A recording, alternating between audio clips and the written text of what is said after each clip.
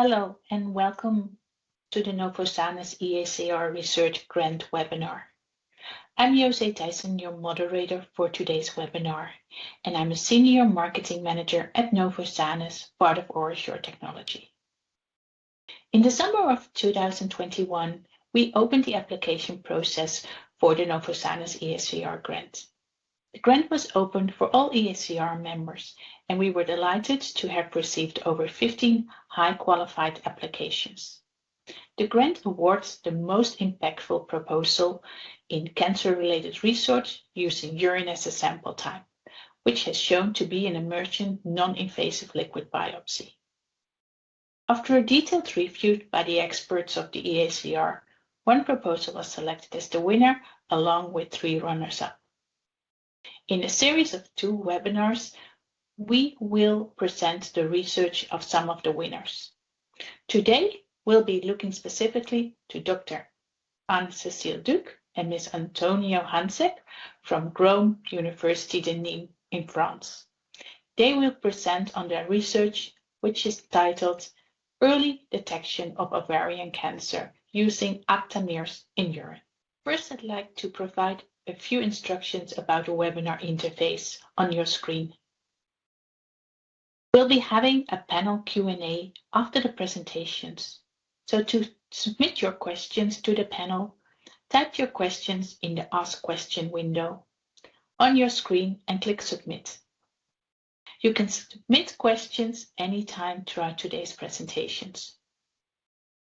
In the Related Content window, you'll find additional resources related to today's webinar.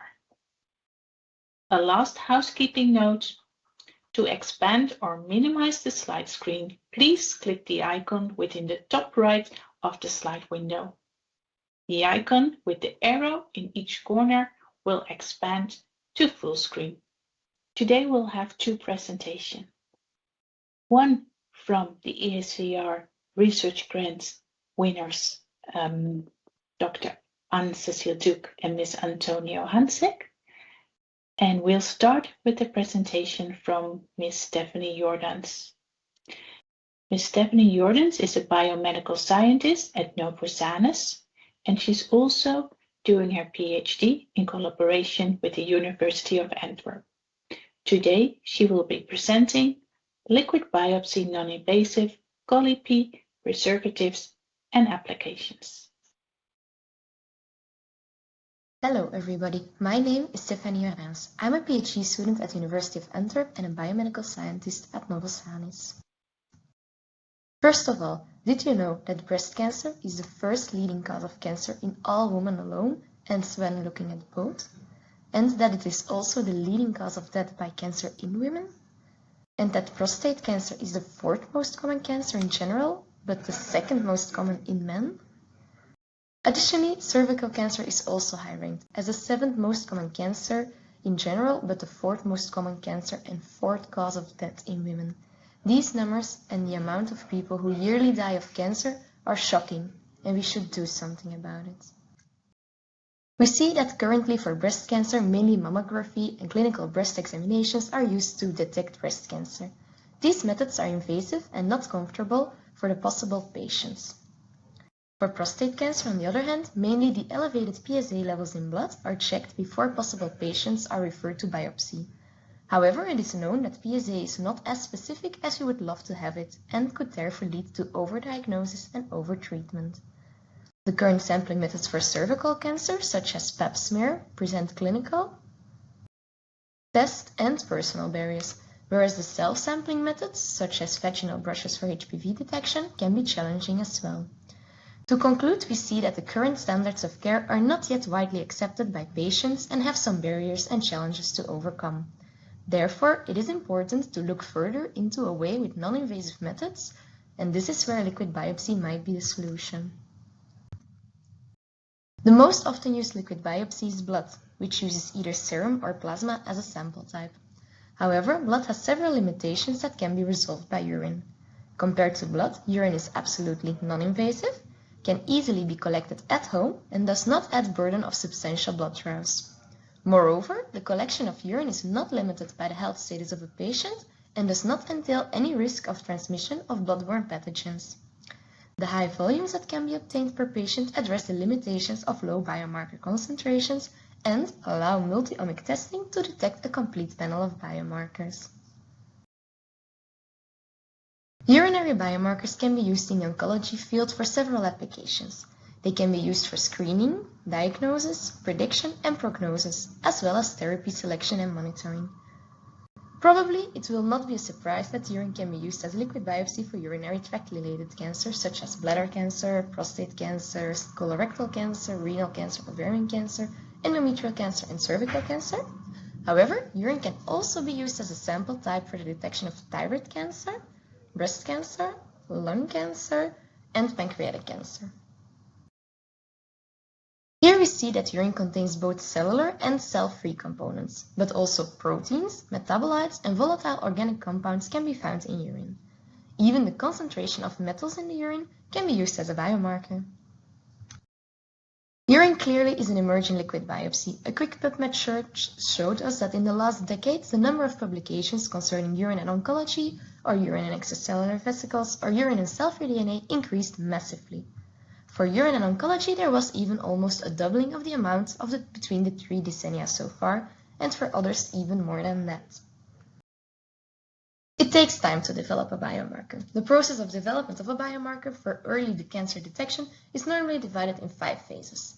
Although many potential non-invasive biomarkers have been reported, most of them remain in phase 1 or 2, a few in 3 and 4, and sadly none in phase 5.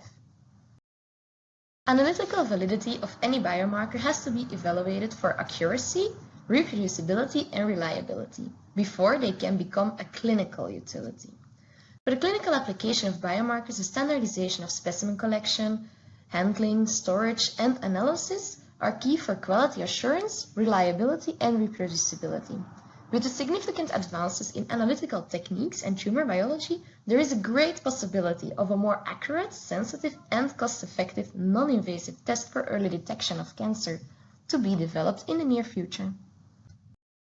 Let's have a look at the scientific literature about the 3 cancers we were focusing at the start of this presentation. Several studies have suggested that urine could contain potential biomarkers for breast cancer screening, ranging from the metabolome profiling and protobolome profiling until exosomic analysis. One study has demonstrated that 59 urinary proteins are differentially detected with a more than 3-fold change in breast cancer patients compared to healthy controls. And of them, 36 urinary proteins are stage-specific. A panel of 13 upregulated proteins could even be used as a detection panel for breast cancer. Another study identified a specific panel of 4 urinary microRNAs, microRNA 424, microRNA 423, 660, and LED7I, that could discriminate breast cancer patients from healthy controls with a sensitivity of 98.6% and a specificity of 100%. Also, urinary exosomes were investigated for breast cancer, and one study showed that the combined detection of microRNA 21 and metalloproteinase had a really good overall performance for the detection of breast cancer. And there were even studies performed investigating the metabolome for breast cancer patients. One study showed the overall good performance of the combination of the detection of succinic acid and dimethylheptanoyl carnitine. For prostate cancer, many studies have been performed with urine. One study showed the interesting fact that digital rectal examination can enrich the biomarkers in the first word fraction. But all different types of urinary components have been shown to have a potential as biomarker for prostate cancer. The most important examples are the long non-coding RNA prostate cancer antigen 3, the fusion protein TMPRSS2-ERG, and the methylation marker glutathione S-transferase P. One of the main causes of cervical cancer are high-risk genotypes of human papillomavirus. The use of urine as a liquid biopsy for HPV DNA testing was shown to be very promising because of the high correlation between urinary and cervical HPV DNA. The ease of sampling and the higher acceptability by women were an additional add-on. Several studies have investigated the methylation analysis of DNA for the detection of cervical cancer. A first study evaluated the utility of different urine fractions for methylation analysis. They showed that methylation analysis performs excellent in all urine fractions for cervical cancer detection. Secondly, another study showed a panel of 6 DNA methylation markers that showed a strong correlation between DNA methylation levels in urine versus cervical scrapes. These studies indicate the potential of urinary high-risk HPV DNA and DNA methylation for the detection of cervical cancer. As you can see, there are promising possibilities for urinary biomarkers. However, there are still some issues that need to be solved for urine as a liquid biopsy. These are really similar issues as the field is solving for blood. There is a lack of uniformity and standardization, optimized preservation and storage conditions are not known, optimized isolation and detection techniques need to be determined, and of course, validation studies in larger cohorts need to happen. Some of these issues can be solved by using a standardized and volumetric collection method, which exactly is what the Colli-Pee platform offers. Next to that, our platform also provides the possibility to choose a preservation chemistry based on your purpose. As you can see, we have 3 different series of Colli-Pee. We have our NEAT variants, our UCM variants, and our UAS variants, which all capture different volumes. We also have small volumes going from 4 to 10 ml. We have regular or large volumes going from 20 to 40 ml. As already mentioned, we also offer preservatives, UCM and UAS, with all their own purpose in using them. Currently, there are also other chemistries in development to expand our portfolio and capabilities even further, but stay tuned for this for more information. A little bit zooming in on Colli-Pee as a unique user-friendly device to collect first-sort urine in only 5 small steps, from unscrewing the cap, mounting the tube to the housing, peeing, demounting the tube and closing the tube again. A user can collect standardized volumetric first-sort urine without interrupting the urine flow, and that's what makes it unique. I would like to introduce to you our newest member of the Colli-Pee platform, namely Colli-Pee containing UAS large volumes, or Colli-Pee UAS FE5040. Which is special about this variant is the addition of the UAS chemistry, which is a non-lytic orange preservative. This chemistry was developed to stabilize urinary cell-free DNA and evRNA. First, I would like to share some of our verification results of this device. So let's have a look at those. The first verification setup shown on this slide took place at room temperature. Quickly, healthy volunteers collected using a Colli-Pee, urine using a Colli-Pee. Of these, 3 donors were pulled together to create 14 pooled urine samples, and these 14 pooled samples were allocated in 2 major groups, one with the addition of UAS and the other without the addition of UAS. Then, of each group, for each pooled sample, extractions were performed at baseline, so time point 0, after 7 days, and after 14 days. The extractions performed are cellular pellet extraction to determine the microbial growth prevention and the host cell integrity, and cell-free nucleic acids extraction to determine the cell-free DNA stability. On these graphs, the microbial growth prevention, host cell integrity, and cell-free DNA stability are shown. We can see that UAS has a better microbial growth prevention than when no chemistry is added to the urine sample. The difference is even significant at day 7. Furthermore, on the middle graph, we see that UAS performs significantly better in preserving the host cell integrity at both time points. And on the right graph, it is shown that UAS performs significantly better in the preserving of cell-free DNA stability compared to when no chemistry was added. The results of these three graphs clearly show the performance of UAS for the storage of urinary analytes for up to 14 days at room temperature.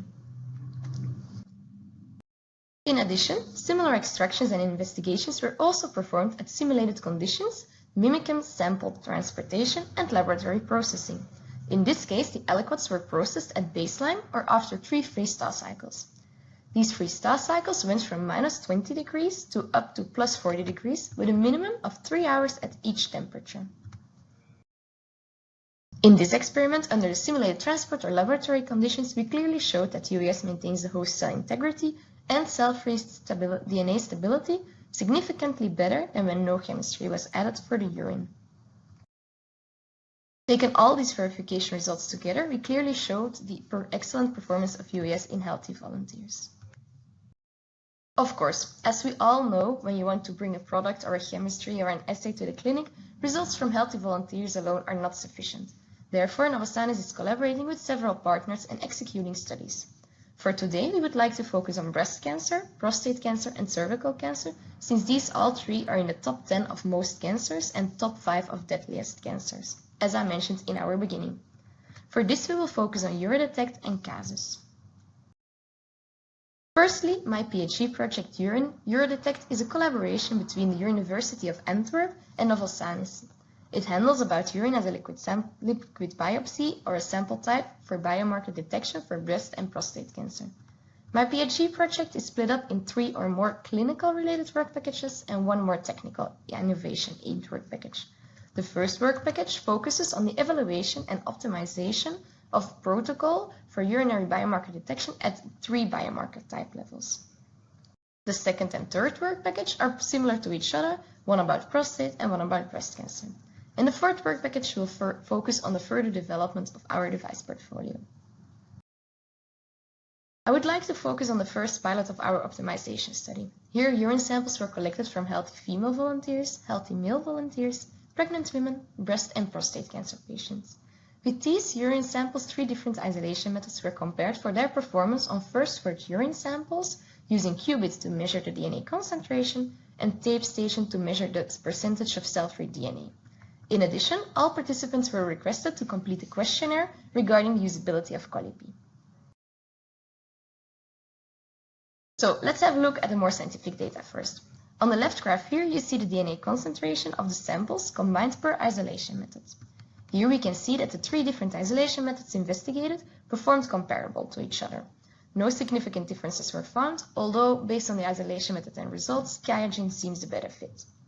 On the right graph, you see the percentage cell-free DNA of the samples of the different participant groups, which are colored per isolation method. Here we see that on average, the samples contained about 20% cell-free DNA, which to our opinion are quite good results for a first study. Also here, no significant differences were found between the groups, nor the isolation methods.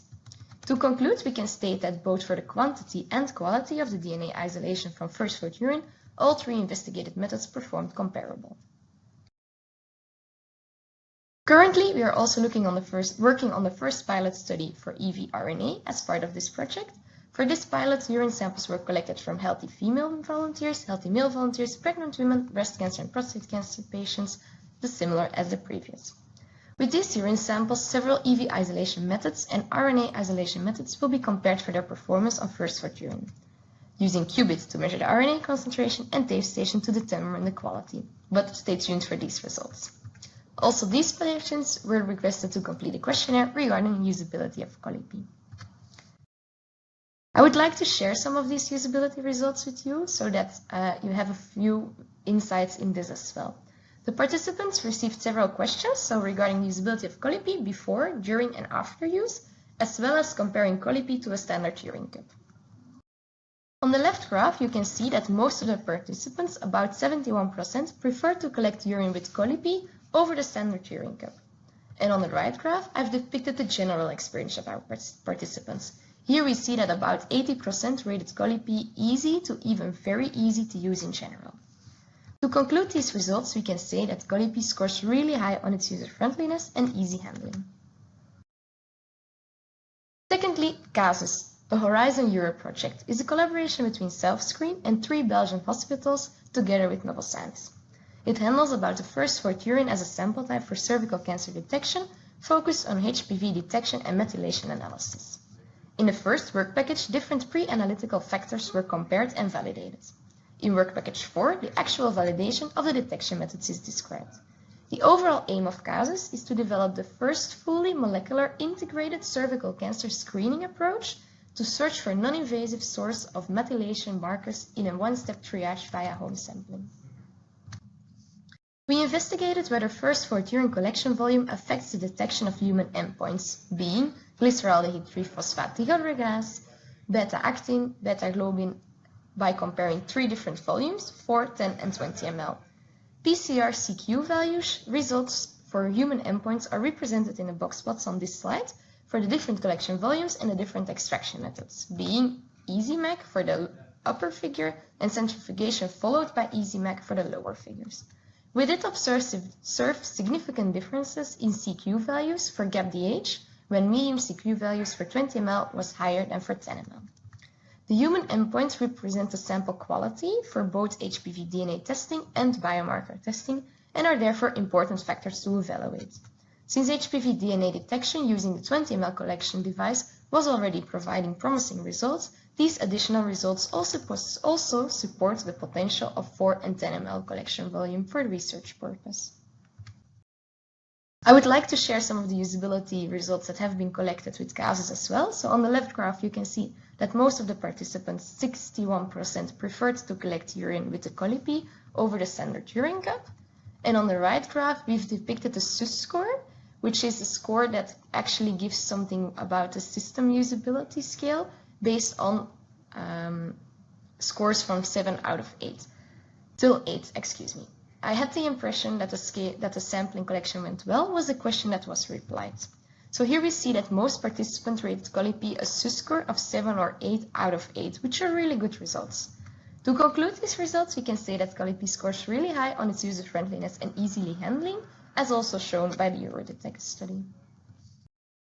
Despite all the clinical studies, researchers, including us, are designing and performing not that many assays made it to the clinic or market yet. However, there are already at least 4 assays that did it.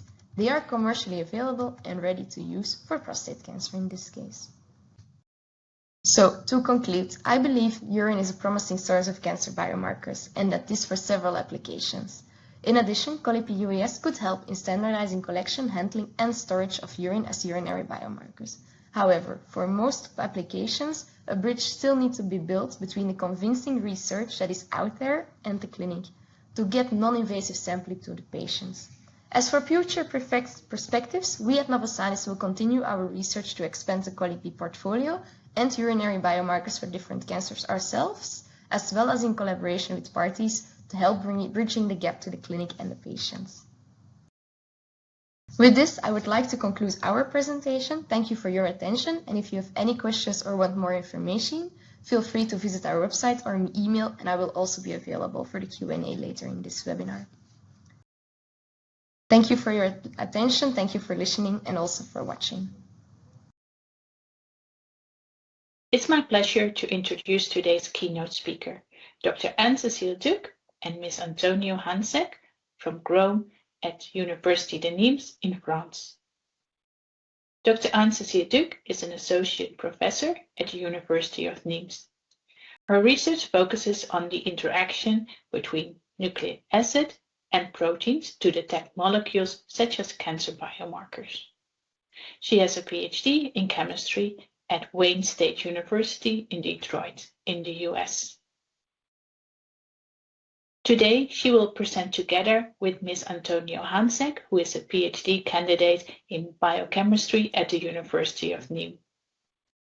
Ms. Hanžek has a master's degree in medical biochemistry from the Faculty of Pharmacy and Biochemistry from the University of Zagreb in Croatia. The title of the presentation today is Early Detection of Ovarian Cancer Using Aptamers in Urine. Hi everyone, I'm Anne-Cécile Duc. I'm an assistant professor at the University of Nîmes, and this is Antonija, a PhD candidate in biochemistry. We both belong to the CHROME research team for emerging risks and chronic risks at the University of Nîmes, and we are interested in the at-risk population, which is women over 65 years of age.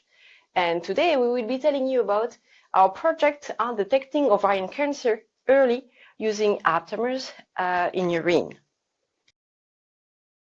So the purpose of our project is to develop a biosensor that will be used in patient sample, urine sample, to be able to say whether that patient has or do not have cancer, and then according to the results, be able to get more testing in a health setting.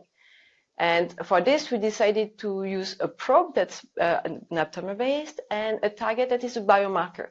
So a biomarker is a characteristic that's specific for a process or physiological state or disease. And in the case of a cancer biomarker, it's a characteristic, usually a molecule, that indicates the presence of cancer in the body.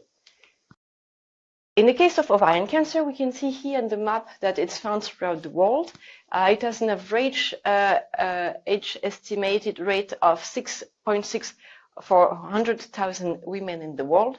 We see that there's a higher amount of ovarian cancer in Northern and Eastern Europe, as well as in Asia, where the occurrence can reach up to 10, more than 10 for 100,000 cases. So ovarian cancer is about more than 300,000 new cases in the world, and in case specific of France, it's more than 5,000 new cases every year. And we look here at different cases of different cancers, going from breast cancer to liver cancer. We see that ovarian cancer is the 8th most common cancer in incidence. However, when we compare the survival rate, so that means the mortality rate of ovarian cancer in gray, we see that most, unfortunately, of the women getting ovarian cancer will die from it. And in a number of ways, that means it's the 8th most common cancer in the world, but it's also the most lethal tumor amongst gynecological cancers. That means it's about 200,000 deaths in the world in 2020, and in France, it's almost 3,500 deaths in 2018. So our purpose is to be able to work towards reducing this mortality of ovarian cancer. The first question is, what is this high mortality due to? First is a situation of risk. Risks for ovarian cancer are not very specific.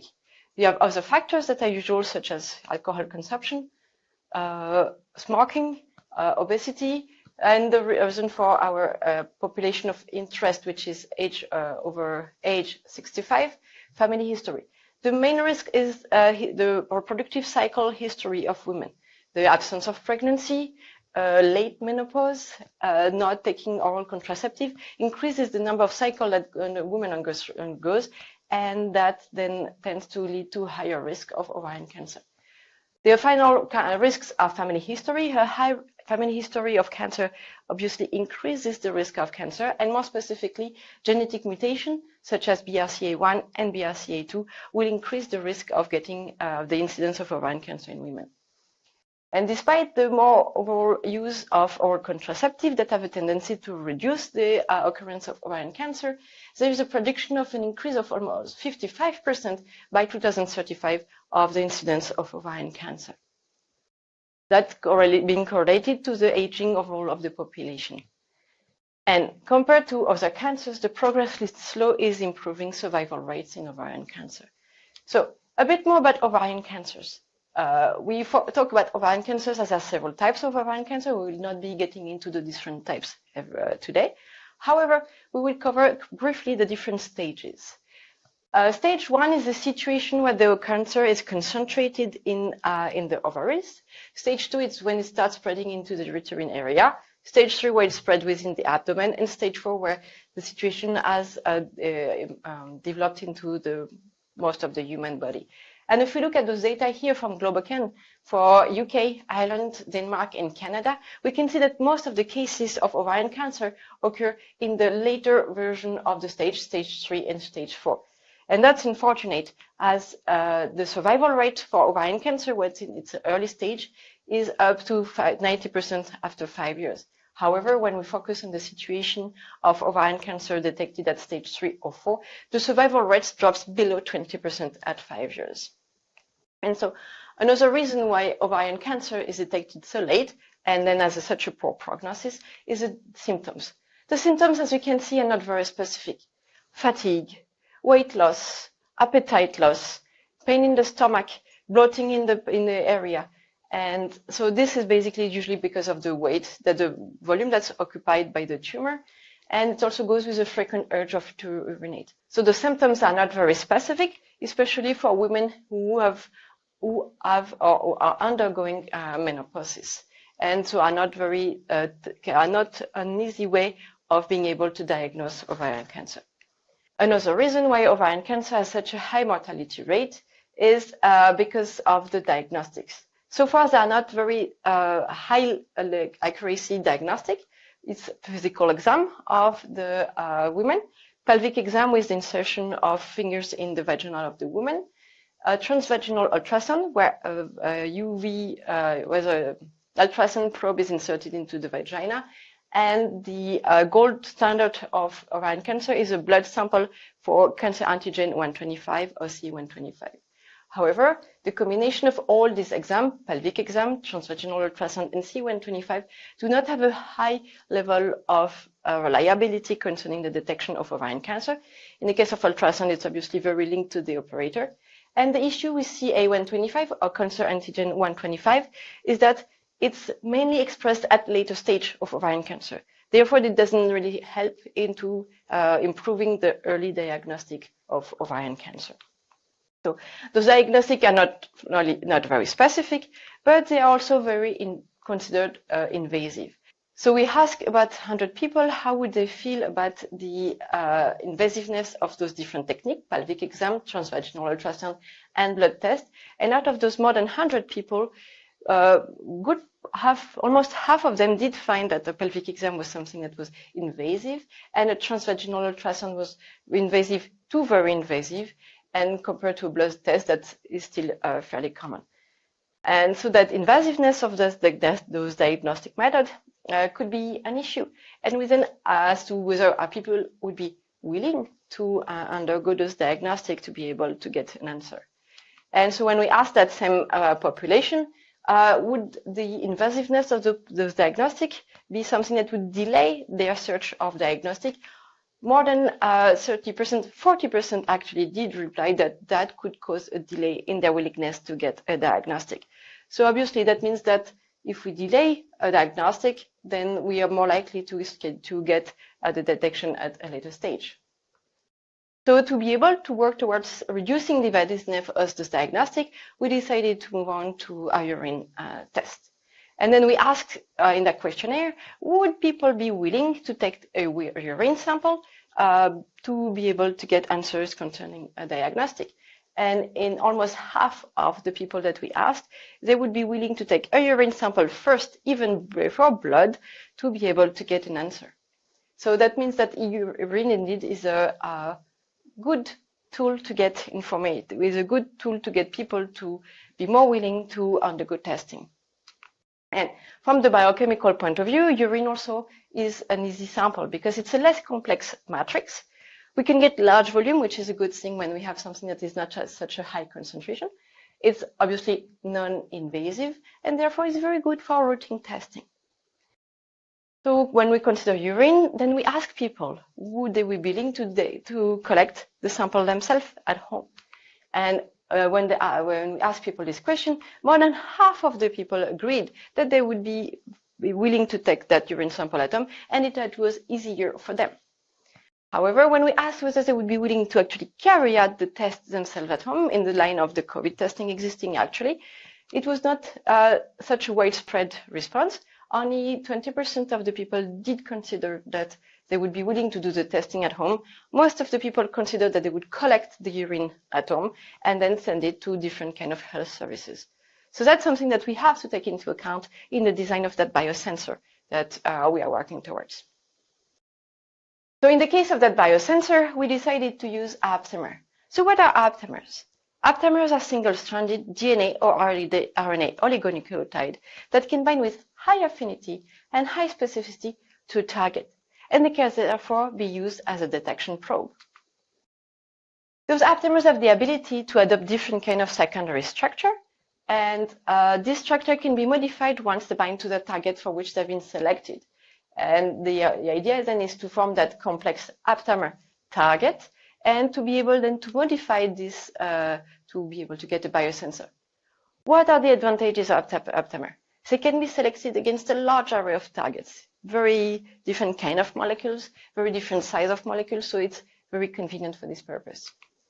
They're also cheap to produce and easily to produce using chemical synthesis. That means that there is no variation from lot A to lot B, and then therefore the diagnostic would be even more reliable.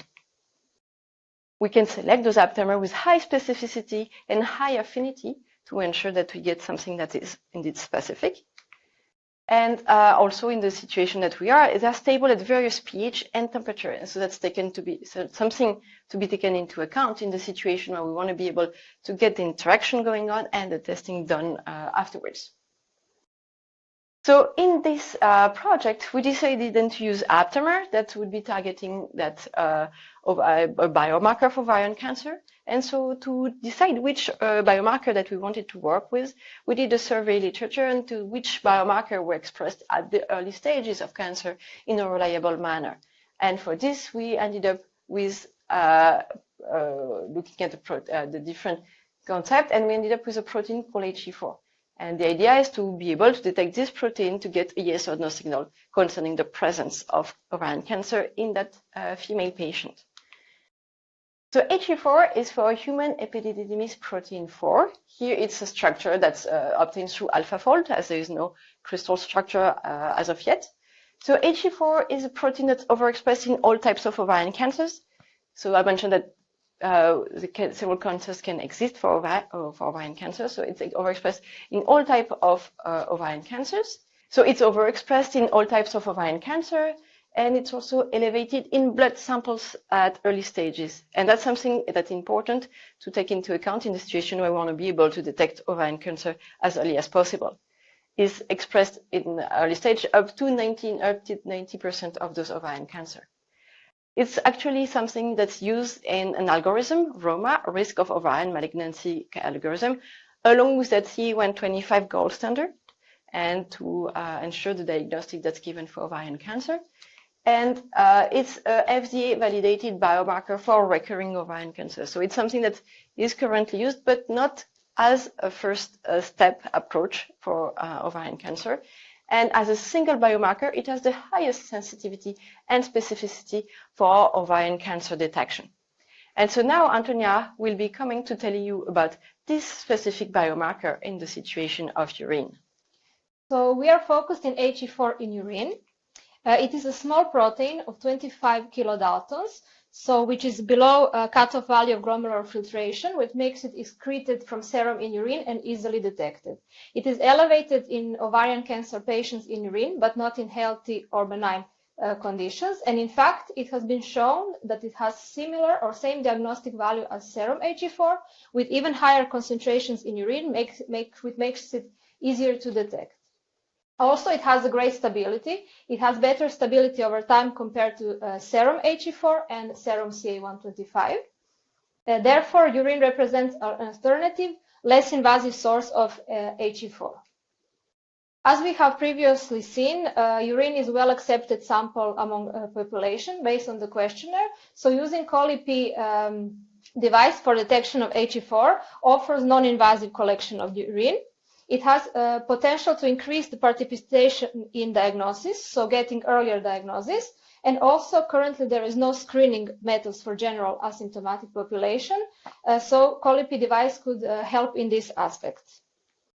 Also, it offers standardized volume collection of the first void urine sample. So it eliminates variation in urine sample and levels of HE4 after it's measured.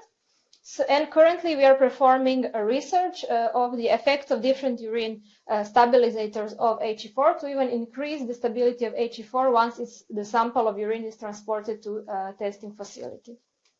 So we are using aptamers, a small oligonucleotide, to detect HE4 protein. So aptamers are developed through the process called systematic evolution of ligands by exponential enrichments on silex. This method, we are performed it in urine, and it consisted of several rounds of different steps, which shortly begins with incubation of the DNA aptamers library with the ovarian cancer protein biomarker HE4, which leads to their binding. The undesired unbound sequences are washed away, well, several steps of washing, while one specific, that are specific to our protein, are eluted and recovered. And after this single-stranded specific aptamer fraction is amplified using digital droplet PCR. After this step, the double-stranded PCR products are regenerated back to single-stranded sequences, which will be used as an input for the next cycle. And this step is repeated multiple times to achieve most potent candidates with highest affinity to HE4 protein. To be able to identify which of the sequences are most enriched to the target protein, at the end of the selection, it is needed to perform a next-generation sequencing of the DNA.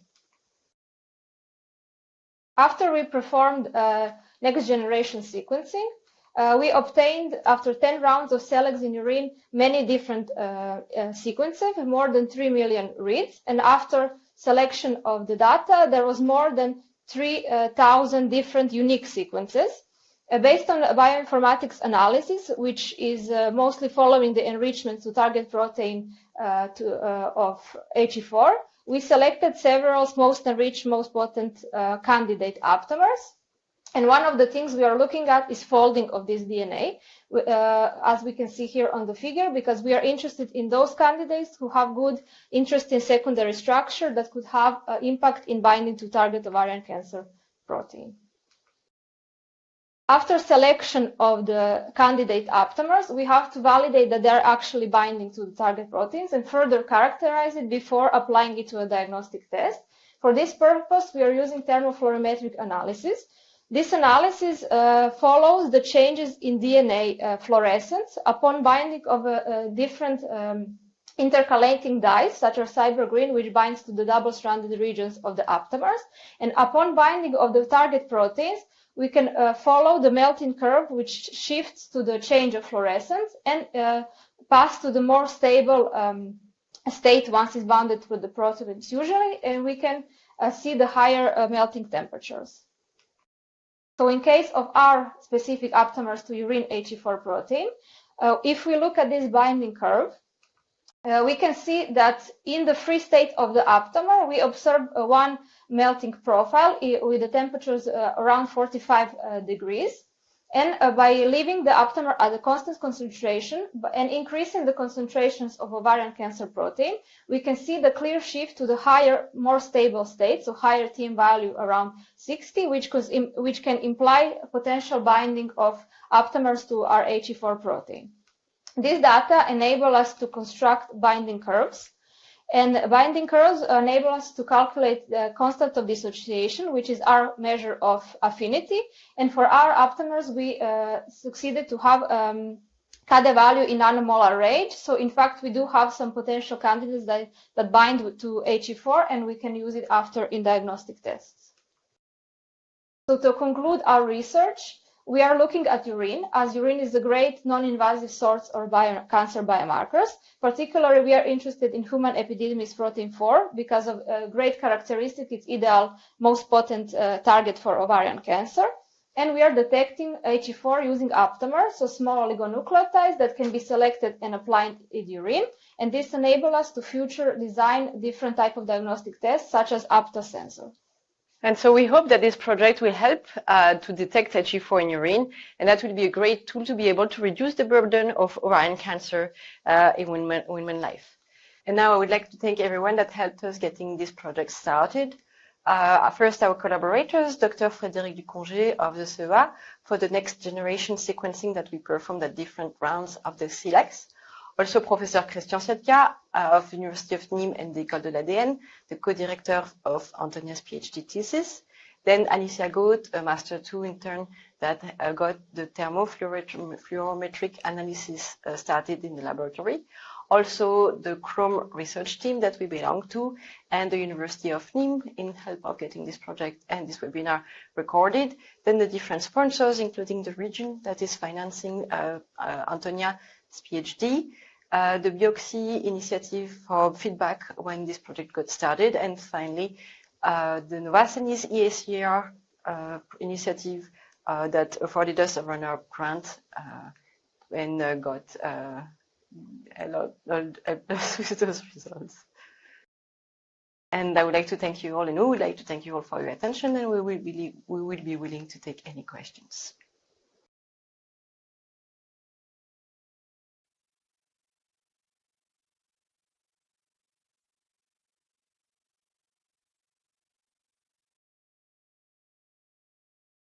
So thank you very much, Dr. Anne-Cécile Duc and Ms. Antonija Hanžek, for this very excellent presentation. So dear audience, we will be now going into the Q&A session, and we already received some questions, but still, please feel free to put your questions in the Q&A section of this platform, and then we'll try to answer as many questions as possible. So let me start with the first question that came in. This is for Dr. Anne-Cécile and Ms. Antonija. You spoke about HE4 biomarker. So could you explain us what is the advantage of the HE4 biomarker in urine compared to blood? So thank you for the questions. So detection of HE4 is way easier in urine than is in serum. It is very, very easy and non-invasive. Also, it has been shown that it's more stable in urine than in serum compared to serum HE4. What is observed is a higher levels of HE4 in urine that is in serum, so it makes it easier to detect when developing a diagnostic test.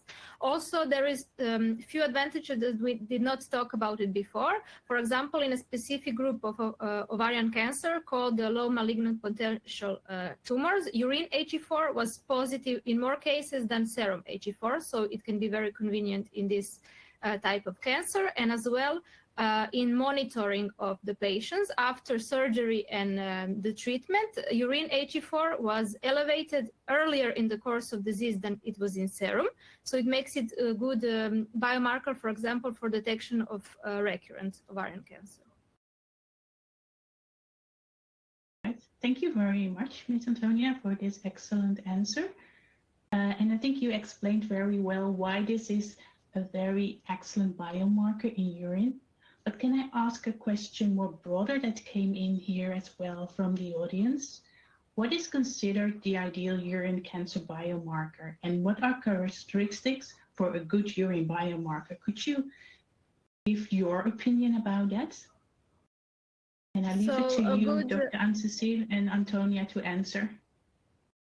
So thank you for the question. So any ideal cancer biomarker, including urine, has to have several good characteristics. Of course, it has to be specific to the given type of cancer. So in this case, ovarian cancer.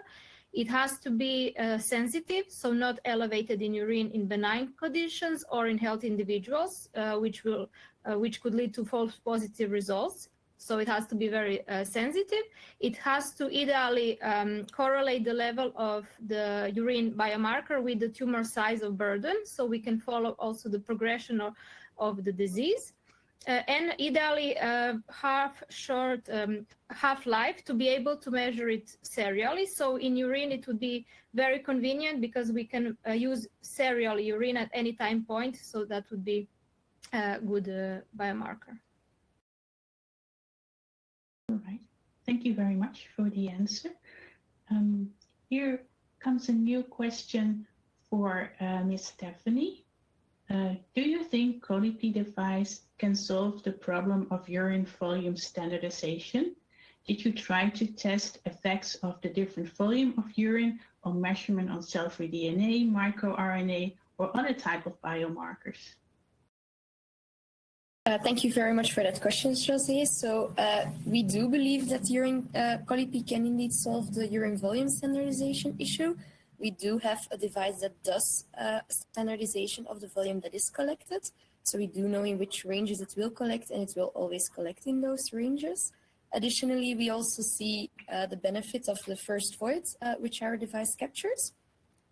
Then stepping to the second part of the question about the different volumes tested. So in EuroDetect, we will be testing the different volumes. So those tests are ongoing.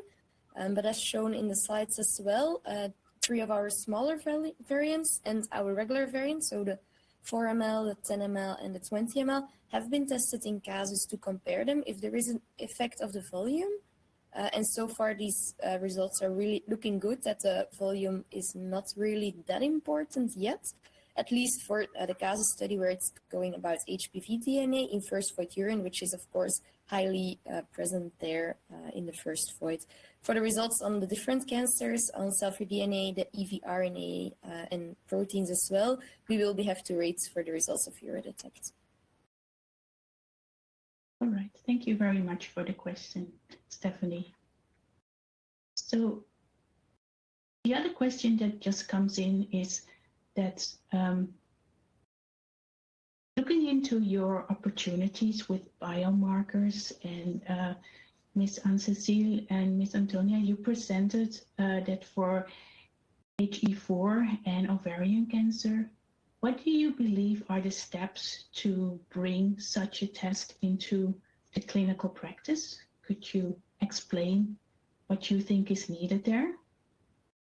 So right now we are at the very fundamental stage. So there will be many steps to be able to bring it to the clinic, especially as Stephanie showed in your presentation, that between the step where you have a biomarker, a test, and be able to actually use it was going to be several steps.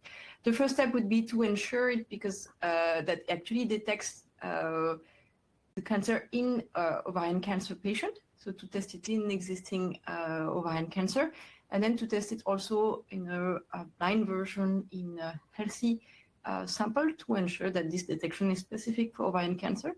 Specifically because ovarian cancer is a fairly rare cancer, so we want to ensure that it's not going to lead to very high level of false positive.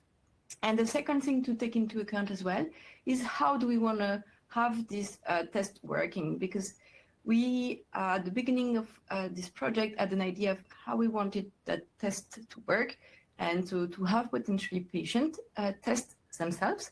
However, based on the questionnaire and also some discussion with some ovarian cancer and association, we found out that many don't necessarily want to be alone for the testing. So that may be also something to take into account. So as of now, we would have to ensure that we have something that is very specific, that would have a very low level of false positive as well as a very low level of false negative. All right, thank you very much for the question. There just came in a new question that was also for you, Dr. Anne-Cécile and Ms. Antonija, that's regarding the HE4 biomarker. The question is if it's also possible with this biomarker to detect various subtypes of ovarian cancer in an early stage. Do you recommend that? I don't know if Antonija wants to answer that question, but HE4, that's the advantage of HE4 is that it's something that's present in all types of ovarian cancer. So that's not something that by itself would be able to distinguish between the different types of ovarian cancer. The big advantages that we have with HE4 is that it's something that's expressed at early stages. Afterwards, if we wanted to diagnose a specific subtypes of ovarian cancer, then other techniques would be used, such as histological assays on actual samples taken from patients, but not based on HE4 level. HE4 is something that will help to distinguish between healthy or different stages, but not between the different subtypes. That would have to be coupled with other potential biomarkers. Thank you for that question. Yes. All right, thank you for your answer. Ms. Stephanie Jordaens, there is also a question coming in what you think in which type of cancer the Colli-P device would have the most potential. You showed some commercial available tests already, but could you highlight a little bit more what you think has the high chance to become a commercial test? That's a really good question. So I indeed showed that there are available tests for prostate cancer. However, there are not only one available for prostate cancer, there are also tests available for bladder cancer already. We have seen during the CASIS project and the Validus project in which we collaborated as well that also for the screening for cervical cancer, it would be really beneficial.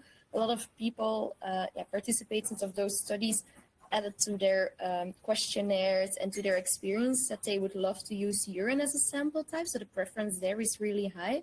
So I think urine can have a benefit in different types of cancers, mainly for screening purposes, for example, because I believe that people would rather have a urine sample taken than a blood draw every month or every 3 months. So I do see the benefit of urine in several cancers, actually. Thank you very much for that answer. As a last question that I have here coming in the Q&A, and audience, please feel free to add your questions in the Q&A because the question I have here is for Dr. Anne-Cécile and Ms. Antonija. What are the advantages of using aptamers and what kind of different applications do they have? So aptamers have the great advantages that they are very stable and that they are chemically synthesized. So they can be modified to adjust to different settings. And so, for example, in the case of urine, that's useful because they have high resistance to degradation in the case of urine. And also, as we see it more and more, aptamers are very easily integrated within different signal enhancing system that can be used. Because once you have the binding, you need to be able to record a signal. And that's why the aptamers are very useful, because it's very easy to functionalize them. If we compare, for example, to antibody, it's something that be a bit more difficult and also can alter more the response.